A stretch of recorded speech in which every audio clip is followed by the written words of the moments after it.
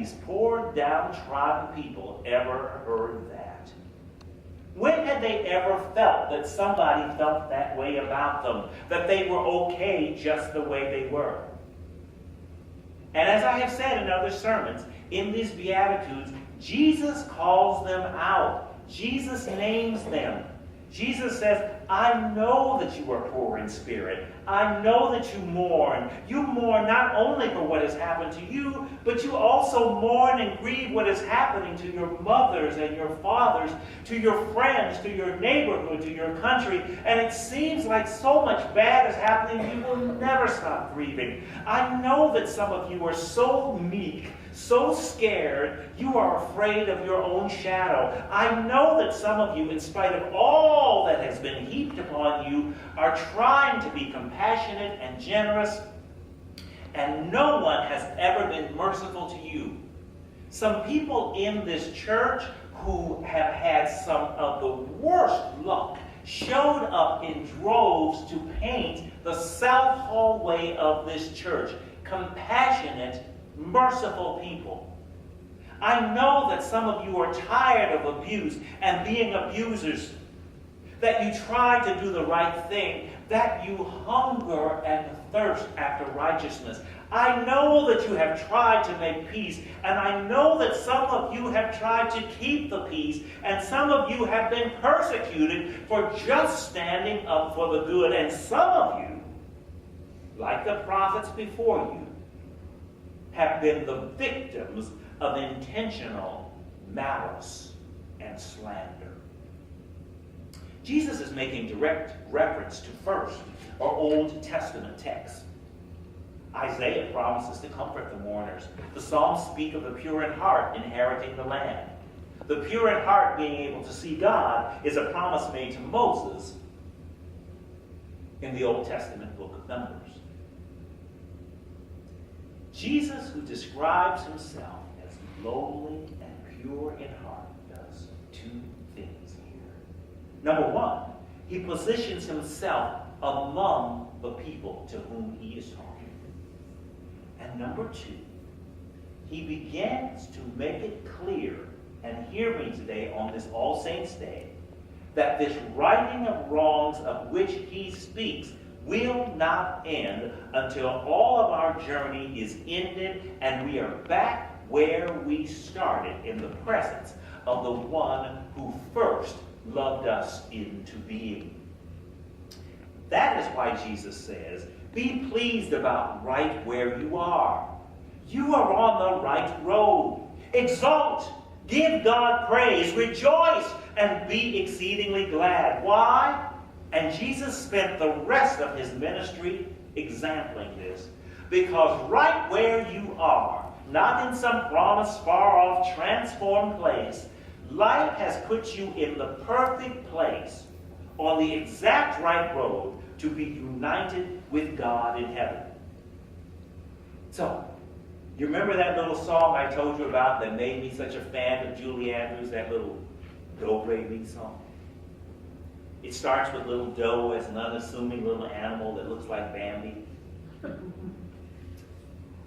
What you understand is, doe is not a note. Doe is the beginning of a relationship.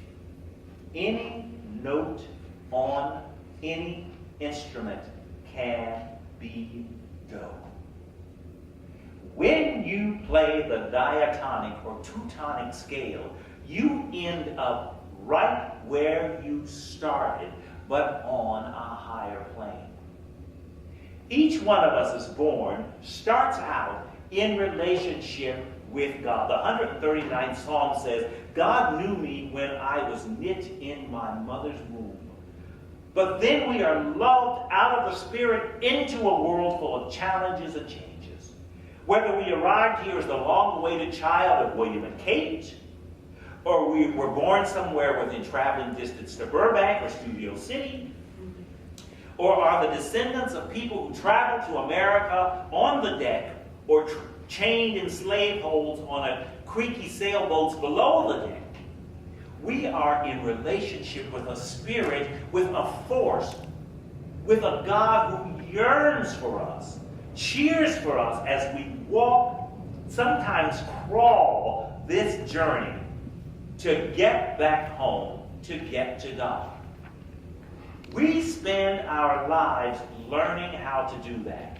And if we are courageous and daring, learning how to do it excellently and well. Jesus tells us that he is the way, the truth, and the light.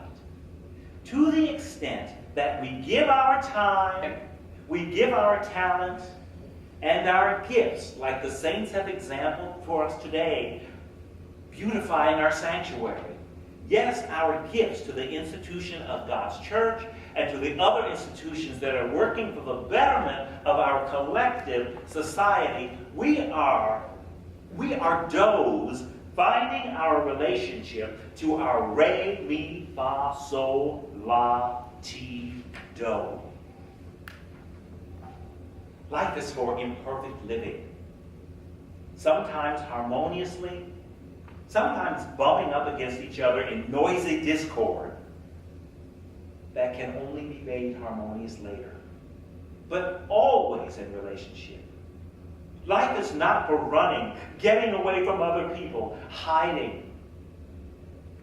Disciple Seminary Foundation professor Dr. John Berquist wrote on his Facebook page this week, "Every weakness you have is an opportunity for God's greatness to be revealed in your life."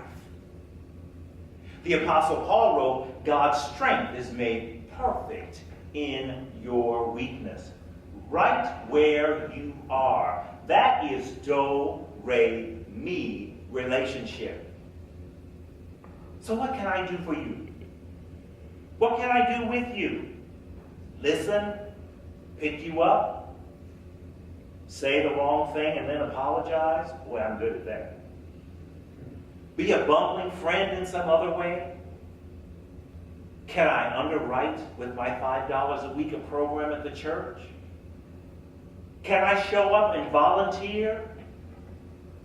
Can I plan to remember my house of worship that is trying to do God's work in my will? I don't have much, but it helps. Yes, Julie Andrews.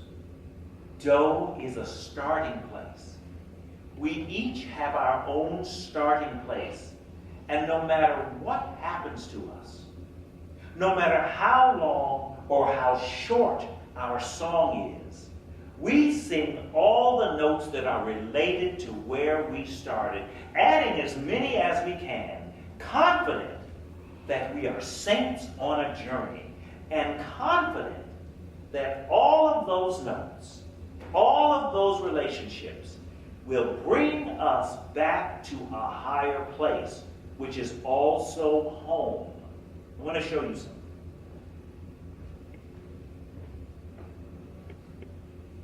Any note can be done. Do, re, mi, fa, sol, la, ti, do. Do, re, mi, fa, sol, la, ti, do.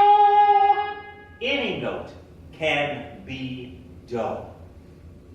We arrive back where we started from, at home with God, but at the same time and mysteriously on a higher plane because of this marvelous journey called life, which God has given us to travel.